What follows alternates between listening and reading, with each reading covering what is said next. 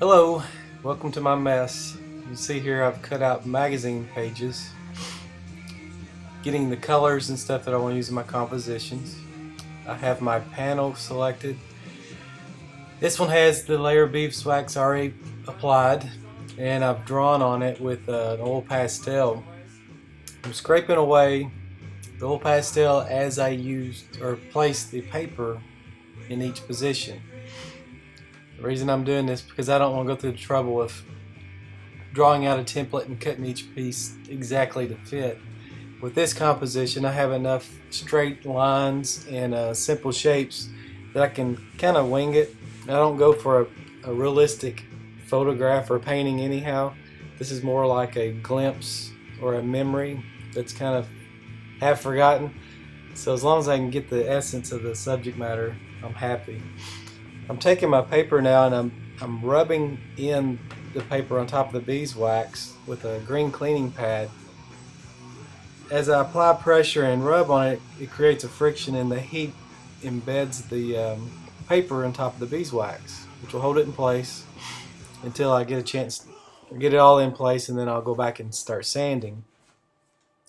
It's kind of time consuming. You got to work in small pieces. They seem to transfer the best. Larger pieces want to peel up on you when you get to the process of sanding and heating. So I try to work small. I think about 2 inches square is probably about as big as a piece I'd like to use. Every once in a while I'll go about 3 inches long as it's a thinner strip. Now I've got 150 grit sandpaper, and I want to go over each area until I sand the back off the paper, or the paper off the ink, I guess is what I'm doing. Just keep sanding on it, and you gotta keep adjusting my sandpaper, because as hard as you try, you still pick up wax, and it clogs up the sandpaper where it doesn't work very well.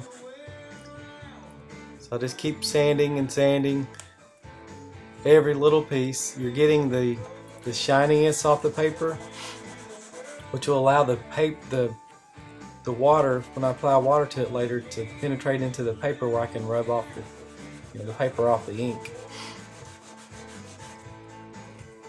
As I'm doing this, the paper starts getting a texture, like a fuzzy texture to it. That's when you know you're done. You can't sand too much, because you'll rub through the paper and you'll take away your ink also, so you don't want to do too much.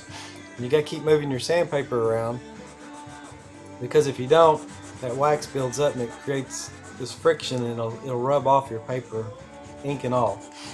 So just sand a little bit, move your sandpaper around, make sure you don't have wax building up, and keep sanding some more. This is probably the most time you'll spend on the painting, is the sanding process.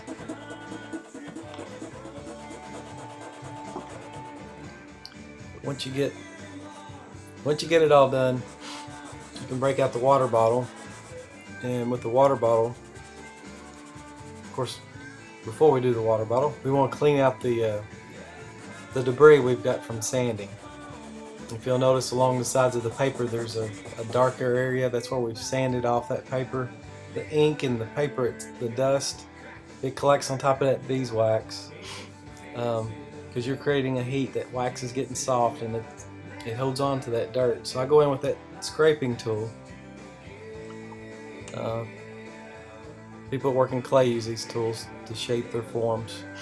I use it to cut away beeswax that's dirty. I don't have to go all the way down to the panel. I just remove the dirty wax, and I save it, and I use it again later in another painting, because when you heat it up, it'll separate from the dirt and you'll be able to use it no problems.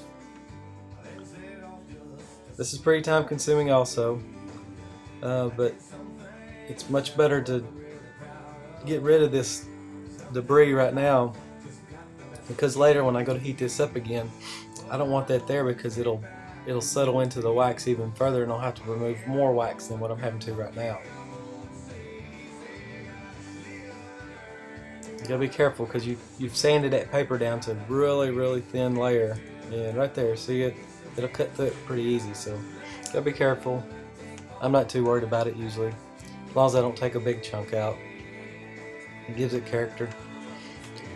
Okay, now once I've done that along the whole panel, I'll take some water and spray it on a rag and wipe the rest of the dust, the paper debris on top of the wax. You remove all that now before you take the heat gun to it. You'll have a lot less issues with it later. And at this point, I usually, now you put the heat gun on it, and the heat gun's going to set the ink or the paper into the wax. If you haven't sanded enough of the paper off, your corners will start peeling up. But if you've sanded good enough, and you don't want, we're not putting a lot of heat on it, we don't want to melt the wax. We basically just want to, I don't know, just heat it up enough where the ink sets into it a little bit better than what we had it when we rubbed it in. And now I'm spraying it with water. If I do this right after using the heat gun, this will help cool it down. And the water, of course, is going to absorb, the paper is going to absorb the water, and it's going to make it easier to rub it off. And we just got a thin layer of paper to rub away. We want to be careful when you're rubbing. You don't want to put too much pressure, and you got to be careful not to let the balls of paper get on your finger and start dragging the ink off of your wax. I've done this so much that I'm kind of used to it. Fingers still get a little tender. Sometimes once I see that it's set in the wax real well, I'll just grab a cloth, wet it down. It's got to be something like cotton t-shirt, and I'll rub that. It takes a little of the pressure off into your fingers. When you get it down, you can start seeing the detail from the transfer. Depending on the painting, you know, on compositions like this, I don't put a lot of images, or of course text is going to transfer backwards, but I use things more for their color. Every once in a while I'll throw a piece here and there that maybe an object that somebody could see if they look close at the painting. I at least have one of those in each painting, just another piece of interest. Now that I've got the most of the paper rubbed off, I just keep going back in with the cloth, get it wet, and each time I try to use a cleaner piece of cloth, and you'll see it still picks up residue. And here in a minute I'm going to put the heat gun back on it, and I'm still rubbing. I want to get quite a bit of the residue gone. Like I said, once I put the heat gun on it, you'll start seeing the paper's going to dry, and when it dries it becomes opaque again. Right now it's wet, it's pretty translucent or transparent, and you can see all the junk you get off there. And every time I rub it, I want to try to use a clean cloth. I don't want to keep using a dirty one. That way the cloth will have some bite to it, and it'll kind of give it a little teeth. See how it's turning opaque? That's where the paper is drying out. At this point on this composition, or this painting, I'm gonna just keep the heat gun on it. I've rubbed it a couple times, and there's not a lot on there. But I'm gonna put the heat gun on it and move some things around, more or less just to show what I'm doing. Sometimes I'll leave a little bit of the paper on the ink.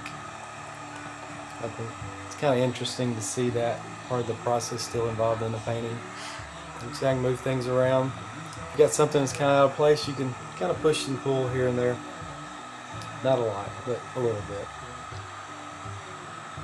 And I guess after this, I'm not going to show it on the video, but I'll go back after this is cooled back down and the wax is solid. Hit with a clean t-shirt until I don't see any of the residue. And remember, don't rub too hard, because that wax is just sitting on top of the ink is just sitting on top of the wax. You don't want to rub it off. That's all for now. Thanks for watching. See you next time.